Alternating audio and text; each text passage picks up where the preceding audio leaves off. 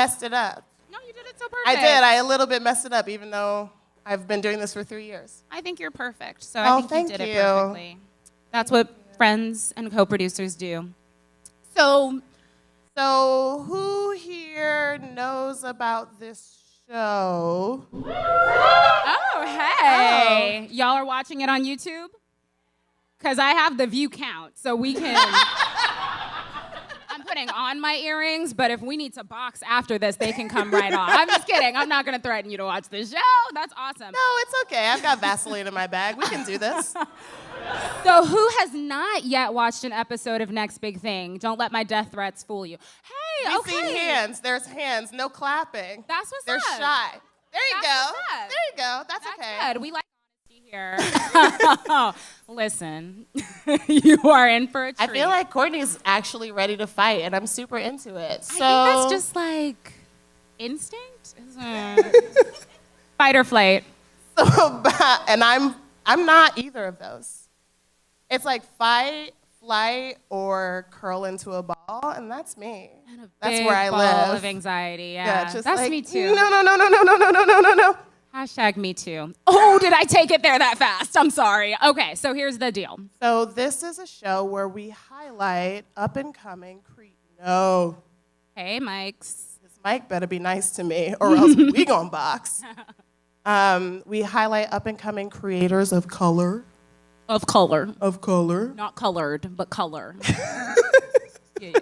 We did have someone recently call us colored. Yeah. He's so liberal and so wonderful, but so white. That ED pops out real often, though, like in the bag. And it wasn't even cool. It was like colored. Like he pronounced it all. It was terrible. And we just sat there and smiled and just...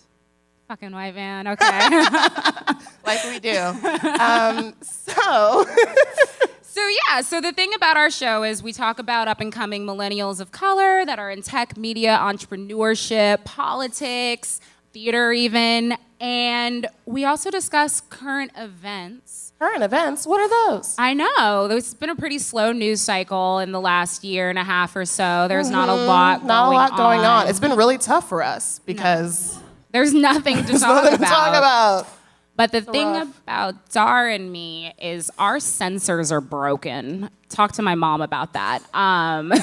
We don't have filters, and if they do, they have not been functioning for the last 20 plus years. It's because of anger.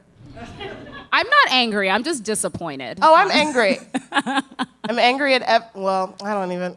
Let's talk about it. So we're going to talk about some things, and if you are a little offended, sorry, we're not sorry. We're just going to roll right through it. That was kind of your warning, and we're just going to dive right in. Yeah, and if you happen to birth me or whatever, and you hear me cursing and shit, I'm sorry. I'm sorry. That's all I'm going to... Getting booed from your parents. That's okay. It's all fodder for all of my solo performances from here on out. Yes. Keep booing me, please. Earmuffs, Mom. Earmuffs for all who need them. Yeah, there she goes. There she goes. Woo. All right. Normally, Dara is our editor of Next Big Thing, so all those fabulous episodes that you see up on YouTube, she is the one who is editing them. She is a woman in tech. Hello.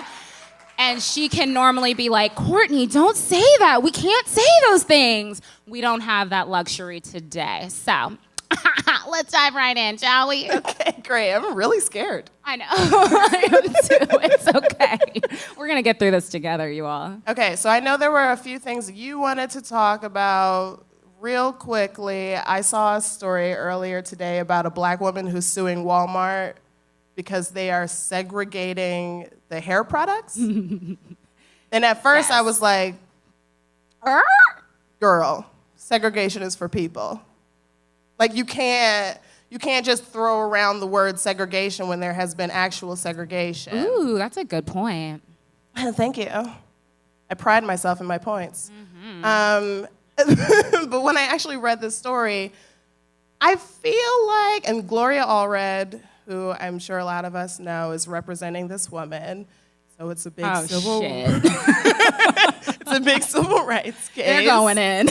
They really are. Like, it's a super serious thing. Well, I read the article, and the difference, because, I mean, I kind of prefer my hair products in the grocery store and Walgreens to be quote unquote segregated, because I don't want not behind you locked. have to. It's locked, It's and locked. you're That's not the allowed thing. to touch it. Yeah. Before you go to the checkout, because we're thieves. We're all thieves. We are more likely to steal our hair products. This is not even my phone. I stole this because I'm a black.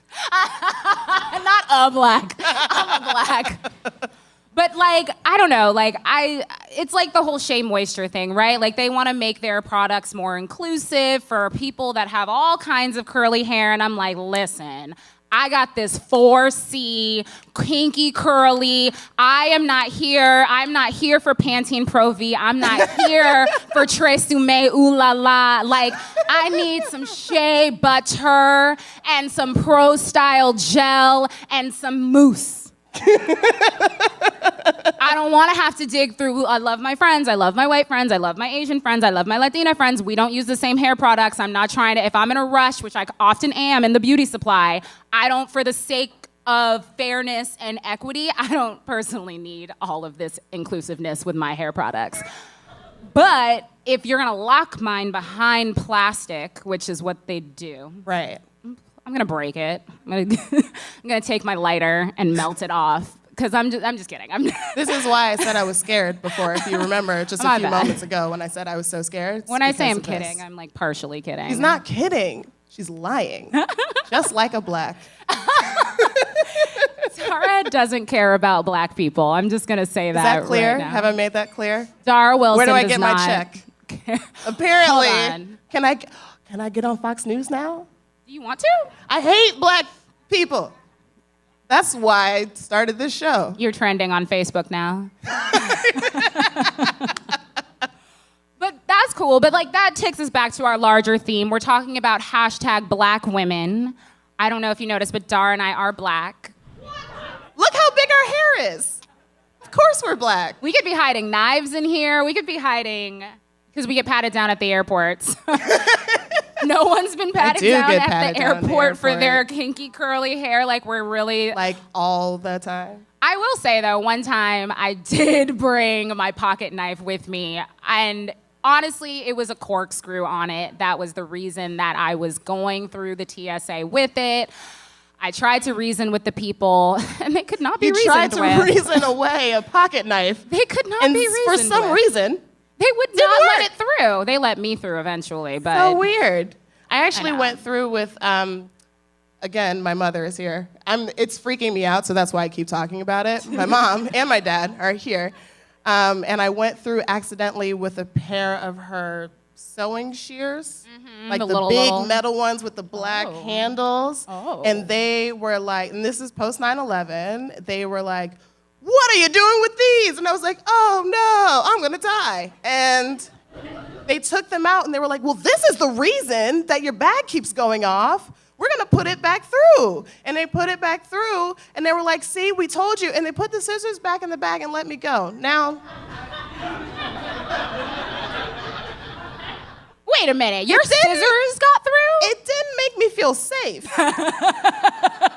Even though you were the one with the scissors. I mean, I was ready to take the L. I was like, I guess I don't have those scissors anymore because I have made a terrible mistake.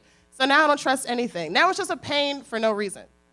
You really shouldn't trust that whole system. I'm not going to get into the things that I sneak through TSA, but do you want to know? Y'all gonna get me arrested. Y'all gonna get me arrested up here on this stage. Have the cops right outside for me. Nah, I'll tell you guys later, though.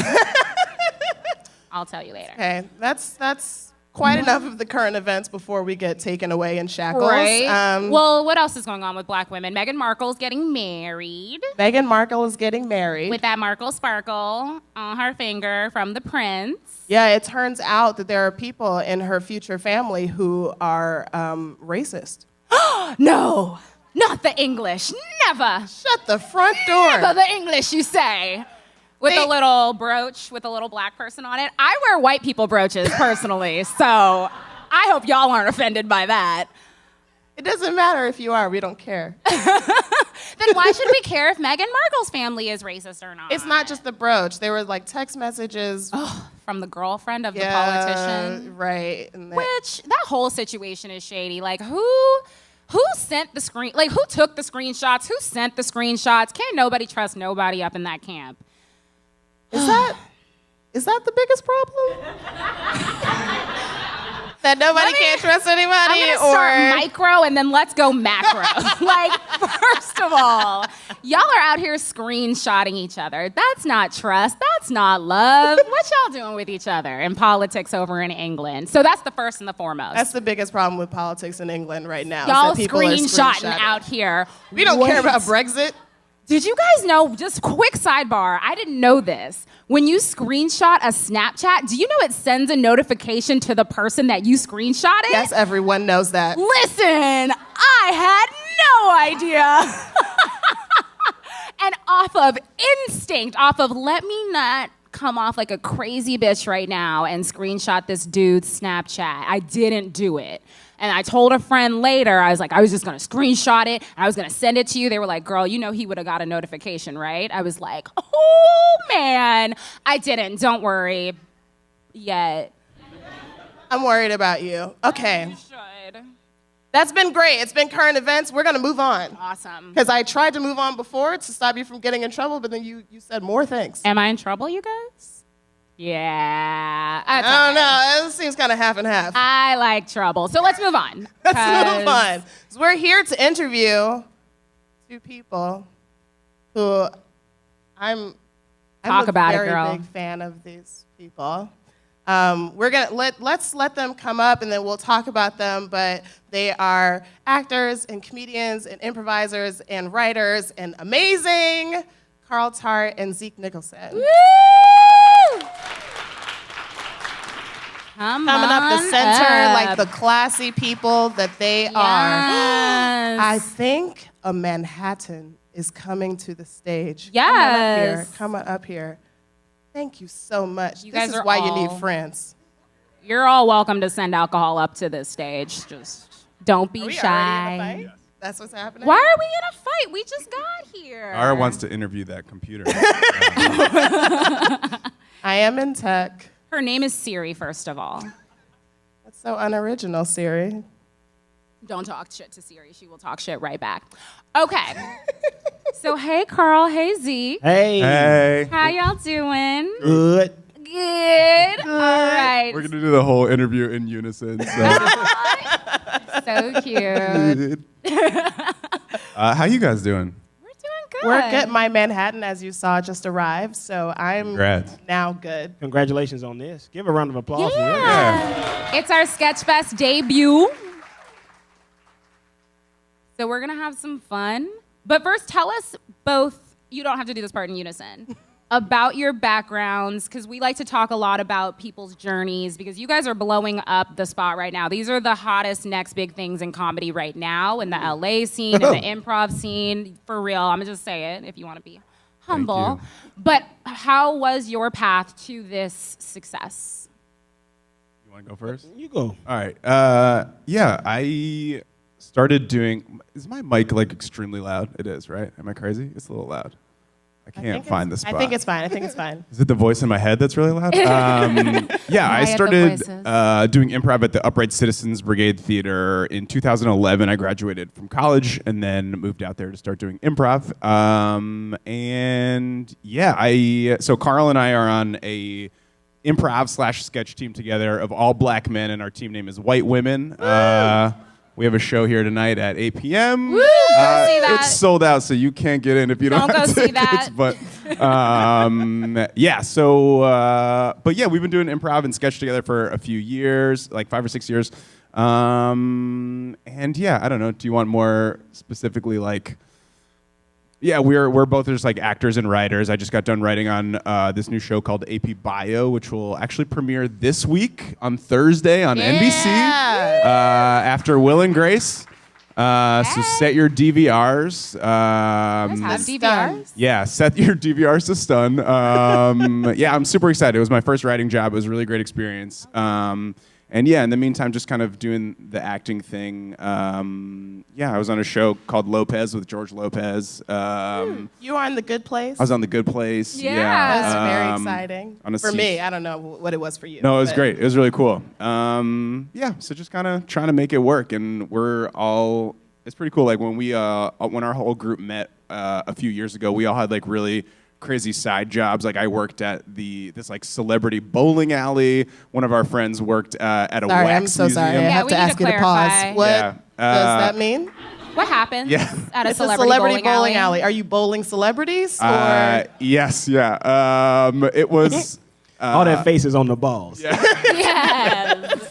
It was just like a weird side job that I had where I was a bowling attendant, and my job was to get leather bowling shoes that cost $1,000 a piece and keep manual score on 2 chalkboards.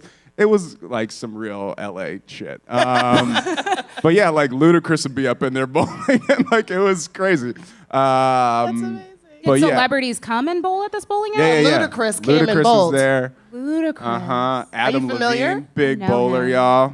You say Adam McKay? No, but he probably Adam Levine. I said. Oh, A different white Adam. But yeah, all of that is to say, like, it's cool to be at a point now where we can just make livings off of doing comedy in various forms. So That's awesome. yeah, Well, I'm from Mississippi. Hey. Yeah, and I grew up in L.A. My mom is in the entertainment industry. She's is this cutting out? My mom's in entertainment, so she moved us out me and her out to Mississippi when I was like 10 years old. So I mean, out to L.A. from Mississippi. So, and I started to do it when I was a really little kid. Like if anybody likes the show 6 Feet Under, I was on the pilot. What? So y'all can wow. see me as Were you, a dead? 11-year-old. No. Oh. do you have lines? I didn't. If you watch the pilot, I got a very strong look at the end. Ooh. Can you do it now? In the pilot, he sees his dad. His dad just died, and he sees his dad like on a bus, and he gets stunned, and then it's like slow motion, and he's just like standing there looking at his dad pull off in his bus, and people are walking by looking at him, and then a woman walks by, she's on her way to work. And then a mom and daughter walk by. They're on their way to wherever they're going. And then me and this woman walk by, and I look at him, and then I look again. Ooh. So That's where that if you got talent HBO comes in. now, go back and watch the pilot. You'll see me as a child. Right. But I also hated being on set as a kid because the other kids that I worked with, like other stuff that I did, like Malcolm in the Middle and movies and stuff, a Jell-O commercial. All that stuff was like, the other kids were like these actor kids that I wasn't used to. Yeah. And they would make fun of my accent, and they would so I was like, I don't want to be with these kids. I want to be at school. And so I got into sports a lot. I played a year of college basketball, got cut, had to find something to do. So I came back home to LA and tried to sneak around my mom so she wouldn't figure out that I wasn't going back to school. And she found out in like March. She just kind of looked at me one day and was like, "Why you ain't at school?" I was like, "Oh, about that. Yeah, I'm not going back." But I have this new thing that I'm trying. It's called improv. I'm And sure I had- she'd love that. Well, like I said, my mom's got a master's in theater, so she understood. My dad didn't like it too much, but he wasn't around, so so he didn't have too much to say. See how that works? But he was like, "What? You need to get you a job." And I was like, "Oh, jobs will come, Dad." But yeah, I started taking the improv classes at Second City and just kind of put my all into it. And This is in LA. yeah, Second City, LA. Yeah, I'm not allowed to say that I'm from Chicago, they're really protective of that. I know. I'm trying to help you out. Yeah. I want you to make that clarification. Yeah, I'm not an alumni of Second City. I'm an illustrious grad. That's what they call it when you graduate. But I toured and stuff with them, and then met with these guys. And like 3 months into us becoming a group, I got a job in Amsterdam performing at this theater called Boom Chicago. and I stayed there for a year. That was crazy. And then came back and just kind of hit the ground running in writing and acting. And I've written for Mad TV, a show on IFC called Brockmire, and most currently a show on Fox called Ghosted with Craig Robinson, Adam Scott. Sunday nights at 8 o'clock, 8:30 on Fox. Get your plugs in early. Between Simpsons and Family Guy. So how you both said we met each other and then we started this group. Like, how did the meeting happen? Did you know immediately, like, I need to work with these people, or how did that happen? These guys, so every year at UCB, during February, they have a Black History show where people put together sketches based on Black history and just fun. It's a celebration of the 10 Black people that are at UCB. Actually, there's more now. It's grown a lot in recent years. But they all did a sketch because they were all over there. I was strictly Second City when I first. But not Chicago. Not Chicago, LA. Yeah. But another guy, Ronnie Adrian, he was like a big mainstay in the indie improv community, which are like independent theaters that host like jams and stuff like that. Where people like the can get training up and play. ground It's like for improvisers like before the you get training good of it. enough to actually be on one of the main stages. It's like pickup Wow. basketball, but improv. I met him, and he was the only other Black dude that I would see at all these places. And so at first, of course, we sized each other up. Yeah. And then after that, we was like, all right, let's be friends. And so we became fast friends and started doing stuff together. And he sent out an email to some of the people that were in that show with him. I wasn't in that show. And then Ronnie was like, I know another guy. This is actually, I don't know that I've ever told you guys this, but so we did this show, and I was in this place where I was just coming off a really nasty breakup, and I was like, I gotta just be doing stuff. And so I was like, what if we did an all-Black improv team? Like, I had met these guys, and so I'd sent this email to a couple of the guys that were in that show that we had done bits together, and then Ronnie got added Carl, and then another of our members kind of got added through sort of, people, like, word got out that a Black team was forming, and it was like, oh shit. Because this, at the time, the improv scene is still, but was extremely, extremely white, and all of us had been like the token Black guy on different all-white teams. And then we became the Like Black life. Avengers and like formed together. Yeah. That's And now we're saving the world, y'all. So We're so individual from each other, which people never give us credit as being, like, Black people, Black men, Black women. They just think that we're all the same. And so Yeah. seeing this group and seeing us, we're all super individual people that aren't the same, but we do have similar, like, backgrounds and upbringings and stuff like that cause us to, like, kind of play together really well. And you're able to be an individual while also still, and people, they like us, so that's cool. So let me ask you the question that when Dara presented you both as potential guests, I asked, why did you call yourselves white women? It was funny when we did it as 23-year-olds. What was the 23-year-old logic? I said because it's funny. But I want to hear the it truly 23-year-old is logic. like some people will like give us a little bit of stink eye when they ask the question, but it truly always has been approached more from the irony of we are Black. It's the opposite of what we are, not the not the sort You of weren't weird. just trying to get more ticket sales. Right? No. But it it's worked. okay. We're white women. Yeah. No, it just was like, here's a funny thing. And it works. I mean, we come out on stage and introduce ourselves and people almost always laugh. So, yeah. Where do white women at? Exactly. Yeah, we get that. Yeah. We walked down the street and people yelled that at us. So, that's pretty cool. But then that person also goes, I've never seen an improv show. I just want to know.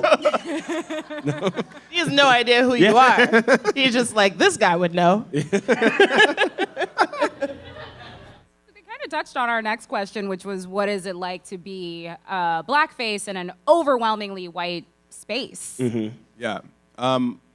Yeah. It's interesting. I think, like, to follow up a little bit on what Carl was talking about, and this is a thing that became really clear when this group was formed, is like, particularly in Hollywood, and I think improv is a microcosm of the way that Hollywood functions. Like, when you have tokenism, like it it just washes out that minority experience, right? Like people approach when you are like, all right, this show or this improv team like sort of needs a black voice, right? It becomes like you're approaching it as if that's a monolithic experience, and it's really not. And so that's the really nice thing about our group and our team is that like we are all different sizes, we're different shades, we speak differently, and our comedy is different. And it's like, but we all fall under the same umbrella of sort of like late 20s, early 30s black dude, right? But underneath that, it's like you look on stage and our running joke is like, we have a black guy for everybody. It just like, you know. Say it again, Zeke. Yeah. I don't think that's what they're talking about. Oh, damn. I got all excited. But yeah, so, and it's like, but we are sort of like you guys were saying, it's like, we love our white friends too, we really do. And like, I've learned so much. About you. Yeah. She's not kidding. It's true, they are important, and like they Our white friends are important. don't forget it. Do we need to take that moment? See? Yes. This is my white friend, Lauren, you guys. Lauren Clark. Wait. Not only is she my friend, but she hired me at the first tech company that I ever worked at. So please that. give that woman a standing ovation. Woo! You might, yeah, you could save your standing ovation for us, but that was great. Everybody. Yeah, no, I don't know what the fuck I was saying. You don't have to Just- find the thread if you don't want to. Yeah, here's the thread is like, white women has been really awesome, the group, to for developing my comedic voice. But it's also been really nice to have other teams too, where it's like I don't know, you grow as a comedian the more people you interact with, and so like those I'm on another team at UCB called Cardinal Redbird, and they've been really valuable to sort of learn my limits in a different way than white women has, and so it's like I don't know. Yeah, I'm also on another house team. The theater sponsors these teams, and we are like the faces of the theater, kind of called Herald teams. And I'm on one of those teams, and we performed here last night. You saw the show. I saw it. Yeah, and Queen's like, George. Before, I wasn't as confident on stage with those teams. I would still do my stuff, but I was always nervous if the other members would get upset by the way I was performing, or like, I don't get that, you set me up for failure. I was always like still kowtowing to the other teammates without kind of being myself and being what drove me to be in comedy in the first place. Yeah. And since I've been on this team, it's like I'm not being held back by anything. Now, of course, I'm still going to be a good teammate because you have to be in improv. Right. That's what improv's about. But I'm going to not be afraid to take risks and make big choices and make bold decisions. Yeah. Yeah, and so that was great. Yeah, you can. Yes, I don't big wanna choices, bold stop the decisions. Applause. So I saw the black version Oh, yeah. last weekend, whatever it was, and I was so embarrassed by the crowd because whenever they would ask for a suggestion, because it's happening fast, and San Francisco so liberal and great, but whatever is at the top of people's heads is like, I don't know, give us like a situation with a black man and a black woman. He left, he ain't there. Or like, where could these people work? They're strippers at the barbershop. Like, I was like, what? Oh, wow. The next time I listen to Spontaneous Nation or like someplace where these people are getting interviewed, they're gonna be like, man, you go to San Francisco, these people think they so great, but they so racist. Like, is that something that you have to take into account or something that you have encountered in your shows? Yeah, I mean, we know the liberalism right now, especially in like places like Hollywood, trying to be like, we don't do anything wrong except the men. And but there have been instances where we get weird suggestions, and they're like microaggressions. People say things that they may not necessarily mean or want to say, but they'll say. Like one night, it caused a big stink in the community because it was a Herald night, and one of our fellow performers, Lacey Mosley, who's a black woman, got up and she went to go get the suggestion, and somebody yelled out, "Chicken!" And I don't think they meant it like that, but it's also that thing of that's something you can't say when a black woman is asking you a question. Yeah, Last being night- culturally aware. Yeah. Last night, actually, which was really funny because, so we went to the after party for the festival last night, and nobody's dancing. And so people Is this come in. the Lindy party? The Club Verde. Yeah. And so we went, and this woman comes in, and she's already kind of lit, and she's like, "Oh, we gotta get dancing." So immediately she comes. There's white members of white women there, and also another all black male team from LA called Arcade Currency, who's up here right now. And we're standing around just kind of talking to each other, and she like beelines to us, being like, "They're gonna dance." And but it's okay to this point. It's fine. And then she starts being like, "Come on, y'all! Somebody's got to come out here and dance with me. Come dance with me. Come on!" And then I'm a big fan of that voice, by the way. she said, somebody was like, "You go, and we'll join you." And she says, she says, "Oh no, y'all." This woman says, "I'm not gonna be the first monkey to go out there." Oh, and no! but she and everybody went like this. What? But she totally didn't mean it like that. But at that point, she had to just, I know what I said. I'm gonna go dance by myself. Goodbye. We were all kind of like, yeah, you go do that. And somebody And at will that join point, you. she had to have been so committed to dancing by herself. Oh yeah. Oh, she went out there. Yeah, she went out there and did a dance. I know that much. That was But she didn't mean like she was saying that what's Yeah, the word? like circus monkey. Yeah, it's bad. tried it.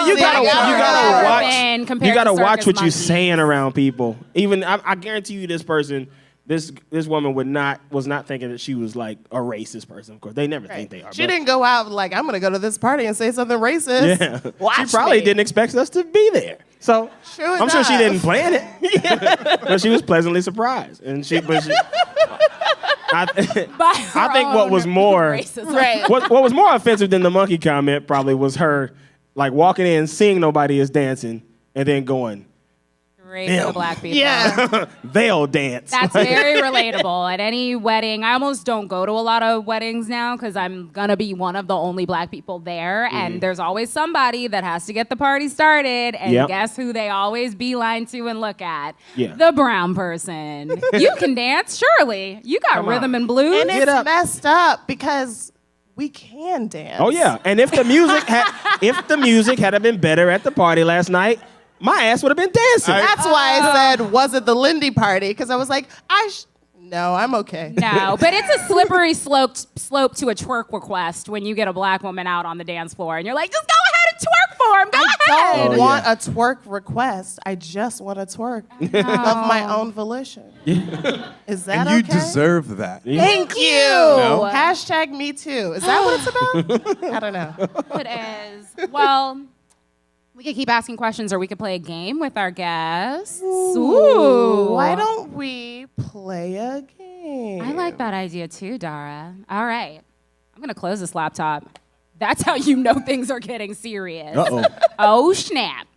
So I'm going to have you explain the rules of the game because they properly scared me last night, which got me really excited. So, my honest, like, oh,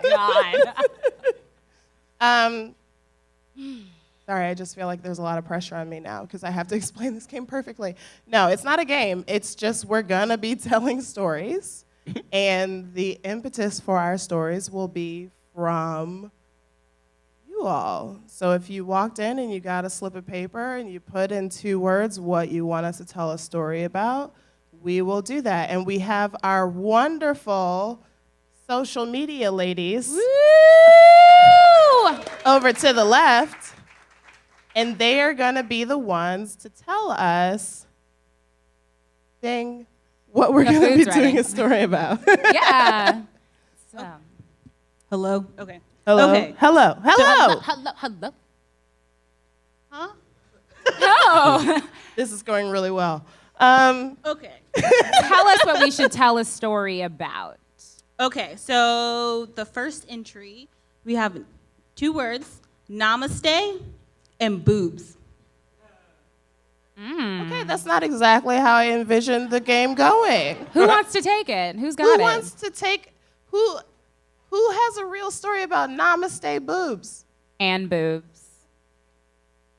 I mean, this is y'all's show, so y'all should go first, maybe. Yeah. I mean, I guess I have a story about yoga and namaste. And did you have boobs at the time? I had boobs at the time, and I There hope we this go. We're in qualifies. it. It's happening right I now. just remember the first time I was asked to play a drug addict, a female, I don't want to characterize, but crackhead was the play role. And I remember I needed to get the movements down, and this was my first crackhead role, so it was a lot of pressure. And I don't know. You got to do the Rite crackhead of justice. You have to do passage it for right. every And I actor. Every remember black actor. it was Yeah. my turn to go up in acting class, and it was like, okay, let me act like a crackhead. And so I ended up doing what my teacher later described as yoga movements as I was stretching and elongating my body, trying to move like someone who was on drugs. And I remember feeling really badly about it afterwards because it made me feel like I should have innately known how to be a crackhead because I'm black and that's the roles that I'm gonna get. And it's in my blood, it's in my people. So yeah. Does that count as your namaste boob story? Where were the boobs? On my chest, fully grown. They're here too. No, I'm just kidding. They really are. They're here. You're doing great boob work tonight. Thank you. I worked really hard. I know. That's why I wanted to say something. Awesome. Next topic. I think we did that one. That one we did. All right. Okay, so next we have failure and flowers. Failure and Failure and flowers. flowers. Oh, I think I might have one. Okay. Failure and flowers. Here's a story about how Pinterest ended my relationship. Okay. Surprising? No, I'm interested. I'm Go on. interested. This is a few moons ago. I saw on Pinterest some flowers that were made of bacon. They were talking. bacon roses.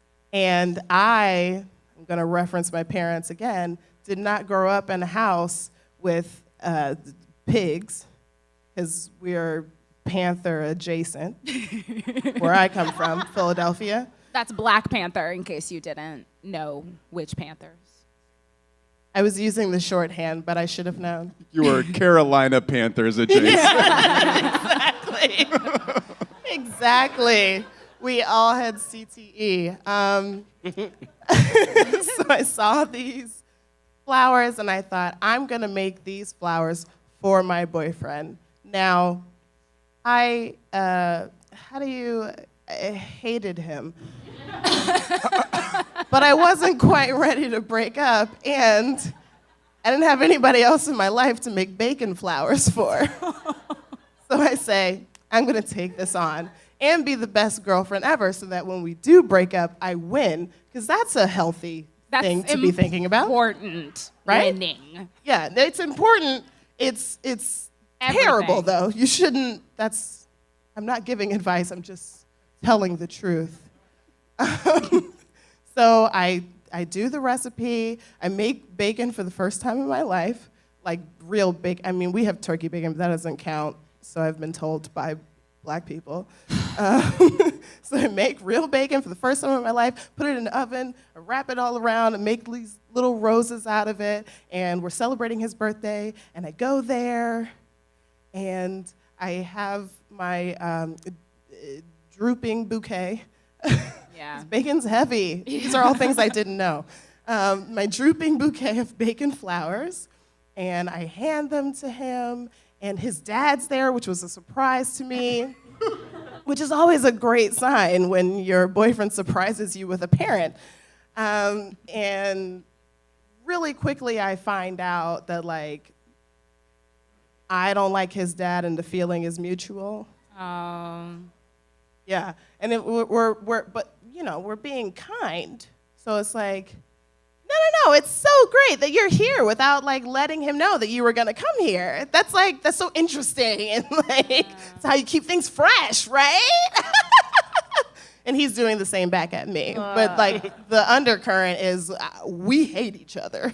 Wow. And he didn't appreciate the flowers, which I had slaved over for 20 minutes. I mean, so that was the beginning. It was like, here are the flowers, but this is the end, because he didn't defend me, and thank you, Christina. She's like, oh, Yeah. that makes sense now. Also, she knows that boy. So, end of story. We broke up. I wasted my flowers on him, and that's not a euphemism. Hello. What follow up? Questions. There are questions. What were the stems of the bacon flowers? Like false rose stems. I don't know what this is, but Okay. Oh, you mean this? Okay. Yeah, yeah. these. Now I know. Like when you. Thank you. No, I went to my local. What do you call it? Out of the Craft closet. store? Actually, out of the closet. Which you should all patronize because they give HIV tests for free. But I went to my local out of the closet and I cleaned them off and did everything and then stuck the bacon roses on top. There you go. And I tasted one and it was delicious, Bacon is delicious. which I found out in my 20s. Yeah. Bacon's delicious. Who knew? Hashtag brunch. Baby.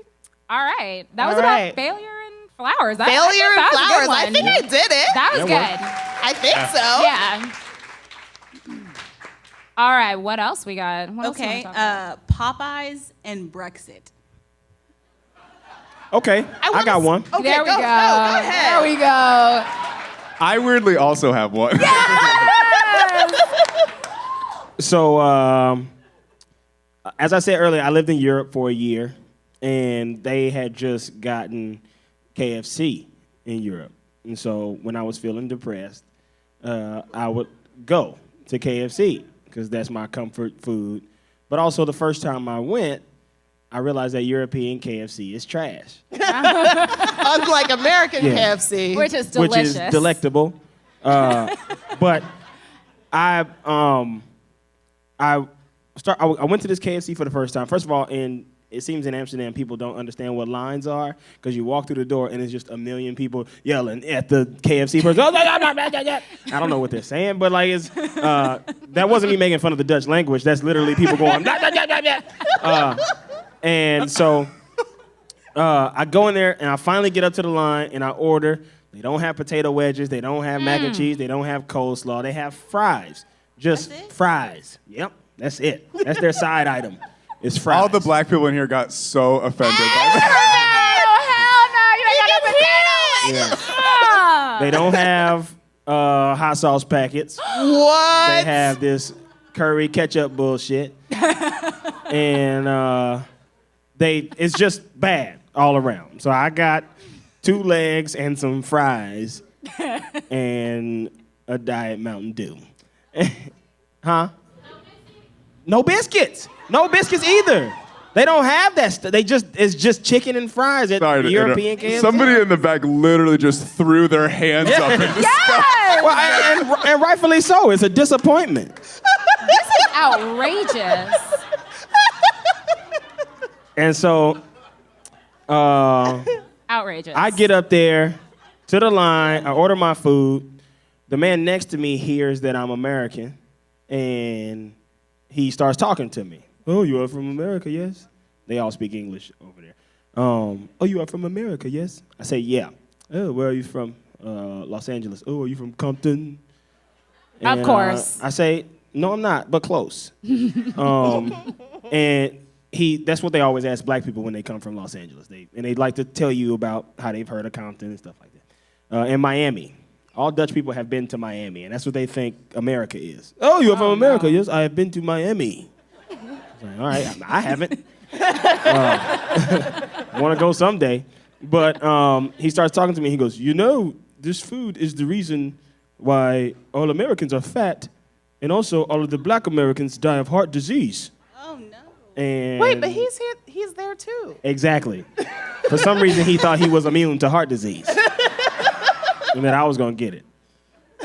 And I looked at him, I was mad too. I looked at him and I said, well, if I had to live in this country, I'd want heart disease, right? Right?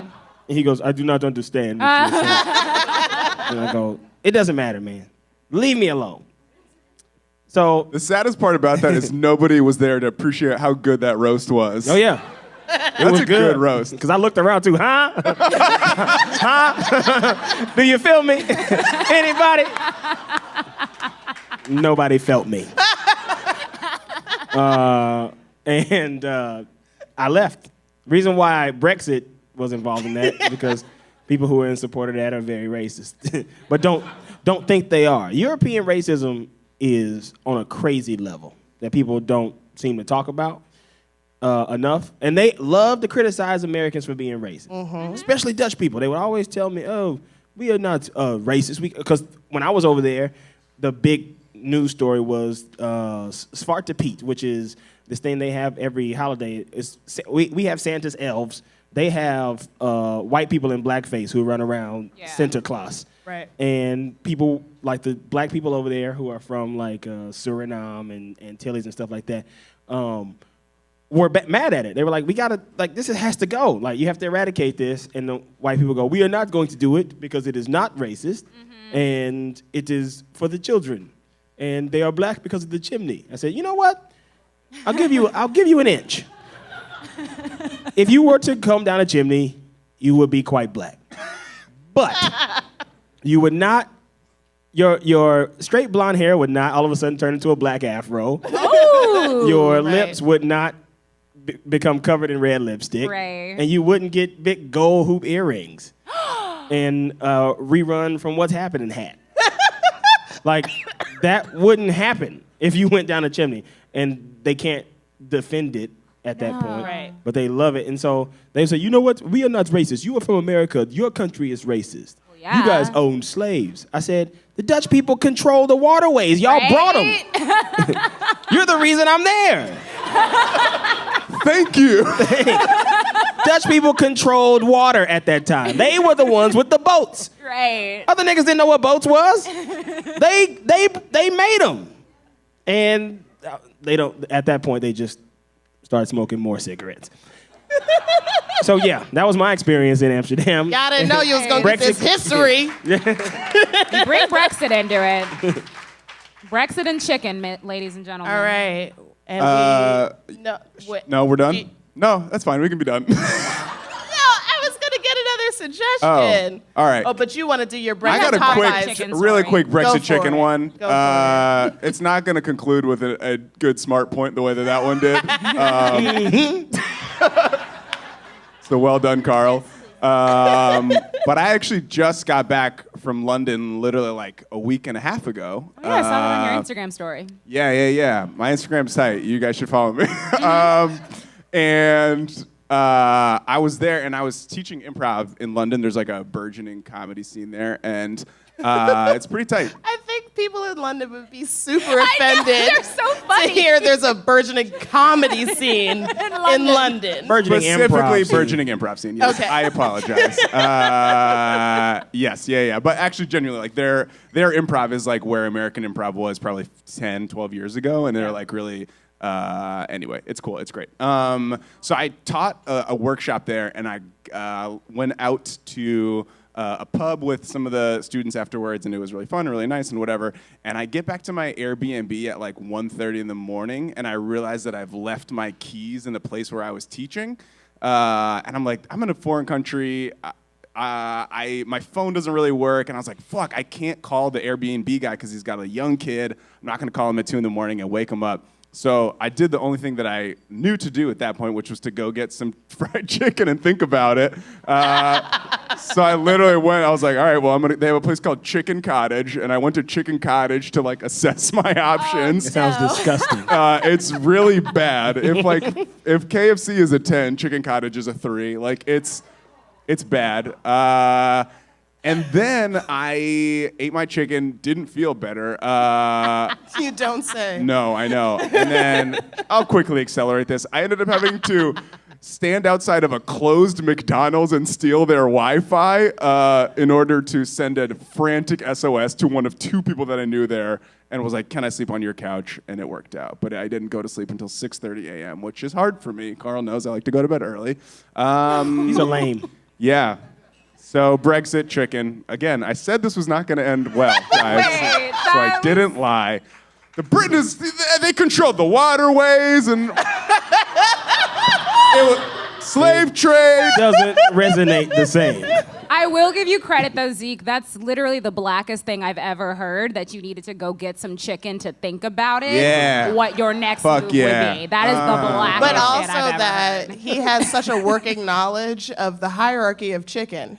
He was like, "This isn't good. It's this bad. is a 3." It's gross. It was not like that's comfort food, and I felt worse afterward. You know? Is everybody on stage is all of our comfort food chicken? No. Mine isn't. What's yours? Lasagna. Lasagna's your comfort food? What's Yeah. yours? French fries. Okay. Oh, she has a problem. French Actually. fries. McDonald's French fries, to get even more specifically. Yeah. And there is a hierarchy of fries. We won't get into that right now. I'll send you an email. Yeah, thank you. I'll accept it. My comfort food is most certainly probably chicken. I make it when because that was how I kind of grew up. Like we used to get, I think my like grandma used to get like big bags of chicken thighs for like $1. And so when times was tough, that's what she made, and it was always delicious. And so now when I'm just like sitting at home and I don't feel like going anywhere, I usually have some chicken wings in my freezer, and I'll thaw them out. You be hooking it up? Oh yeah. Oh. Okay, well, we'll be over Sorry. just as soon as we get to LA. What's your comfort food? Zeke? Despite my story, mine is actually burritos. Yes! Yeah. Have you had a burrito up here in San Francisco yet? No. Oh. You haven't had a burrito. Okay, There's I'm a from few LA. Yeah. Relax. Hold on. This I show is know, almost over. I'm about to just turn this real whole quick. audience off. Just turn real This show is quick. almost over. I don't care no more. Didn't mean to take We it from there. LA. Ain't no damn burrito in San Francisco, huh? Okay, that's nice. You All tell right. Steph Curry I'll beat his That's ass. real nice. This is perfect. That's really nice, but we from the Bay up here, so can I get a amen? Hey! Thanks, guys. I have no opinion on I heard y'all don't burritos. even use sour cream. Y'all Philadelphia. use cream fresh. Sour cream is inauthentic in the first place. Do we Okay, have time so for we have to We got to wrap. wrap it up. Be like the wrap it up box. Can I having interrupt so you much guys fun. for a second? Yeah. Oh. Okay. So a little birdie told me that white women are performing here later tonight between 8 and 9:30, and they are collecting a wait list of people out in the back. And supposedly, there's a good chance that if you get on the wait list real quick, you might be able to get a seat. Oh, hey. Okay, but wait So we not 4 sold out? minutes before you go and run to do that. Because we're still here. But Yeah. also, Is that not clear? Why? Here. Why? What's back there? What are you gonna do? I disagree with your hierarchy of chicken. Popeyes is clearly at the top, and I agree with KFC you. is No, somewhere at the bottom. I'm with you. Okay. Popeye is the best fast food chicken. Also, Bojangles. Y'all ever ate that? Yeah. Good too. Yeah. I auditioned for a Bojangles commercial once, actually. I had Yeah? to look at what that was. I didn't get it, so boil Did you have to be a crackhead? No. Oh, I got to get me some Bojangles. That would be really funny. They had a crackhead in a commercial. I really love that idea. Dipping into offensive. Oh my God. But Okay, that's what we thank do. you. This has been amazing. Thank you so much, Carl Tart, Zeke Thank you so Nicholson, for much. being on the show. And real quick, can you let us know where our audience can find you guys online? I'm on all things social at Dammit Carl, DAMMITCARL. Aura. Aura. Sorry. Yeah, we black up here. Sorry. Aura. And I am on all things at DJ Ziggy Zeke. It's like DJ Jazzy Jeff, but not. Hey. I literally don't think I ever got that Oh, before. yeah. Then I my didn't get that joke is either. really Embarrassed. working well. No, it's not you. It's not you. It's me. Cool. And then you can find Dara and myself at NBT The Show on Twitter, Instagram, we're on Facebook, we're on YouTube. We have a new episode out right now featuring our Vice President of the San Francisco Board of Education, Stevon Cook, who happens to be right here in the audience at the front, holding it down, getting these kids educated in tech. So check that out on YouTube. I'm at Dara M. Wilson if you want to hear somebody talk about politics in a way that's not always funny. And if you want to get a feed full of French fries, you can follow me at itsoliviadope.com. Oh, Isn't that so cool? Yeah, it's Olivia Dope. Like it's Olivia. Oh, you get it. I know. Thank you. Hey, thank you everybody so much for coming out. We did it! We did it! We'll see you at White Women. Yes. Just in general, not the show.